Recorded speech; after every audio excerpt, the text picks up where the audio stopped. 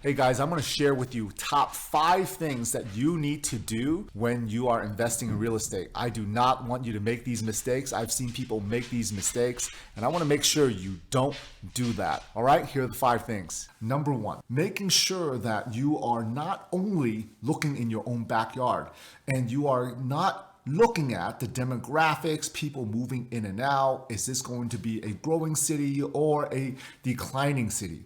One of the big things that you should always look at is not only the amount of populations coming in, but also the amount of job growth coming in as well. A lot of people like to invest in their own backyard, looking at, well, if I'm going to be from California or New York, I have to invest in my own backyard.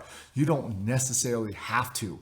But if you are groomed to do that, well, you could be buying in a declining market or in a market where jobs are not growing or people are starting to move out. So make sure you research the market area, the market cycle. Are people cycling in or are people cycling out of the area? And if jobs are growing and what companies are coming in, are those going to be your clientele? Right? So make sure you look at that. Number 2 is going to be hoping that your property just appreciates, right? Yes, we all want our properties to appreciate, but you can't just hope for it. What are you going to do? Are you going to operate better? You can't just say, hey, I'm going to buy it and just raise rents, right?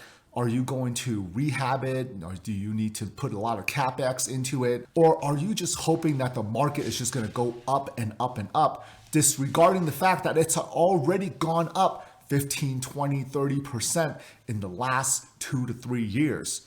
Make sure you're not just buying on pro forma, right? That you actually have the actual data to back up the pro forma, not just hoping that it's going to go up. Number 3, look at diversification of your real estate portfolio. Yes, you might love real estate, but even within real estate, you can diversify. Can you diversify in location? Right? Can you diversify in asset class? And can you diversify in operators, right?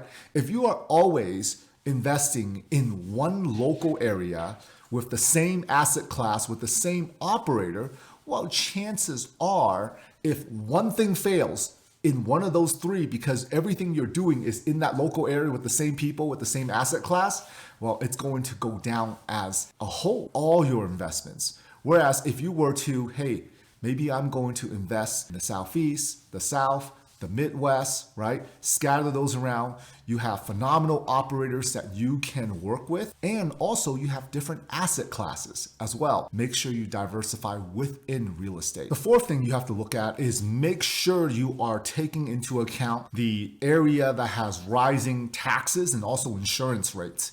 Most people overlook the property taxes. Oh, it's low right now. Maybe it's going to stay low, without contacting the county to see when you purchase the property, where is it going to go? And of course, insurance. In the South and the Southeast, due to hurricanes or snowstorms, whatnot, people are really suffering in terms of the amount of insurance they have to pay. So as long as you are calculating that in, you're good to go. But don't overlook in your underwriting the property taxes and also the amount of insurance. Number 5, make sure you're looking at the amount of capital expenditures. Do you have to repave or replace the roads? Does the roof need to be redone? Does the pool need to get redone as well?